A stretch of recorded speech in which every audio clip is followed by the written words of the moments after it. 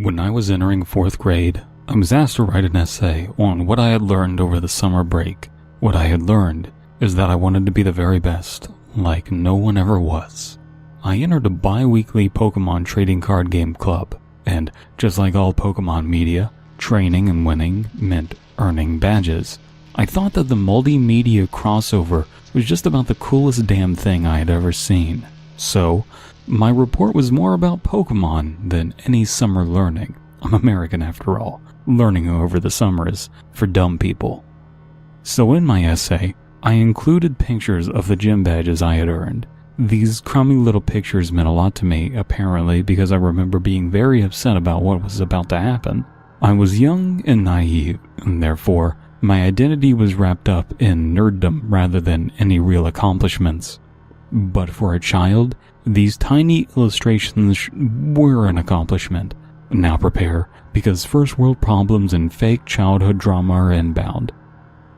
My teacher made me redo the essay without pictures. Of course, I did the essay as per instructed. I just added something a little extra to drive my point home in the original version.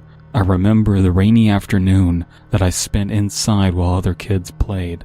I was rewriting the same essay verbatim, thinking just how shitty this teacher was for not constructively encouraging this sort of creativity.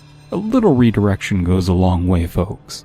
But it got me thinking, not just about how that teacher was dead inside, but how there had to be some other form of writing other than what I was doing. It took a long time to understand what my mind was trying to get at, years even. At the time, I thought comic books. Writing and pictures paired together was comic books under my schema. But I knew that wasn't quite right. There was something else. That year, I remember it was a very rainy year. We read the first Harry Potter book. Being a child with a learning disability but having a desire to read and write, I focused a lot on the cover of the book. It largely informed my perception of Harry Potter. I know that sounds obvious, but follow me here. The answer is obvious to me now. Video games. See, the birth of a new medium has always affected older mediums. They both influence and cause reactions to the new medium. Painting has become more abstract due to photography as to show off what's unique about painting. And even still, painting has become more elaborate due to the availability of reference photos. These sorts of changes were about to take place with writing due to the advent of video games. Choose-your-own-adventure books were already around and tabletop gaming was well established. But more multimedia, multitextualism was about to come.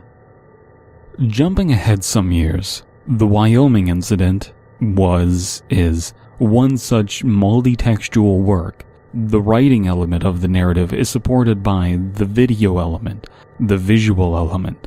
This drives home the story with a certain headspace that it forces the reader into. The story Been Drowned did the same thing. Now I picked two ARG creepypastas for reference, but ignore the interactive aspect and just think about how the visuals paired with the story change your headspace. How the glitchy video influences your reaction to the narrative of Jedisable losing his sanity. How the music that creeps in during the Wyoming incident's original airing pushes your mind towards a more contemplative space. How the cryptic messages in both the Wyoming incident and the Bloodlines video from Been Drowned put a tingle down your spine. These things make you more receptive to what the story is attempting to do. Much like a novel cover, many dislike movie adaptations and elaborate book covers for ruining the original version of what someone's headspace was when they read a book. The images that the book in upon itself, just the text, conjures up. I see merit to that view, but consider what can happen when there's a very deliberate pairing made between writer and image maker. But mind you, what I'm about to say includes art where one or the other is usually not pulling their weight, and it's usually the writer. So, let's go to Japan. A light novel is a style of Japanese novel primarily targeted towards young adults. Light novels are an evolution of pulp magazines. These novels have anime covers and sparse illustrations, and are shorter than most novels. A landmark light novel series, Boogie Pop Phantom, exploded the market for light novels, which was followed by a 12-episode anime adaptation which you can see free and legally on YouTube. It's my favorite anime. You should watch it. It informs a lot of what I do. Anyway, getting sidetracked. This light novel format is largely limited to Japan, but an even briefer version of light novels can be seen with the icon type of Creepypasta. Now that's you and me, hate these stories, I know, but let's examine what can be done rather than what is done. Jeff the Killer, Smile Dog, Slender Man, The Rake, and many others like these short stories are tied to mimetic images. Also, Happy. Even non-icon based creepypastas have visuals that drive home these points. Squidward's Suicide, Dead Bart, Abandoned by Disney, Barbie.avi, Candle Cove. I think part of the reason that people are attracted to these icon-type creepypastas is because of this format, and they don't really know it. You have these images that are so perfectly paired with what it is that the story is representing. And with light novels being seen as a uniquely Japanese thing that hasn't been widely imported to the West, maybe these icon stories are fulfilling that niche. It's a way to get this light novel multitextualism into the West. The images found by these stories are often not needed, but they support the story. More often than not, both work or fail independent of one another, but can also complement each other. Candle's Cove image works by itself, really. Out of context. It doesn't have the same punch, but the story does the same thing, but when you pair them together, they synergize in a way that traditional book covers don't. Even Jeff the Killer's image does this for its story. Schlock to complement schlock. Really. You can see this type of thought process all throughout the SCP Foundation's site. In fact, the first handful of SCPs were written after finding found images.